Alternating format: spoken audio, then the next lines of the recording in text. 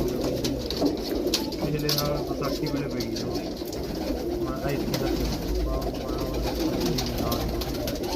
ਉਦੋਂ ਪਿਛਲੇ ਸਾਲ ਅਸੀਂ ਲਾਇਆ ਟੀਕਾ ਬਾਹਲੇ ਚੰਗੇ ਹੋ ਗਏ ਟੀਕੇ ਨਾਲ ਨਹੀਂ ਉੱਡੇ, ਤੁਹਾਡੀ ਸਾਂਭ ਨਾਲ ਉੱਡੇ ਆ।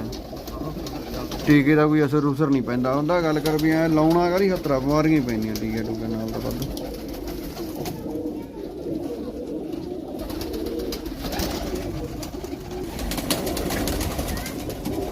ਮੈਨੂੰ ਸ਼ੌਂਕ ਆ ਵੀਡੀਓ ਬਣਾਉਣ ਦਾ, ਹੋਰ ਨਹੀਂ ਚੱਕਰ ਹੈਗਾ ਆਪਾਂ ਨੂੰ।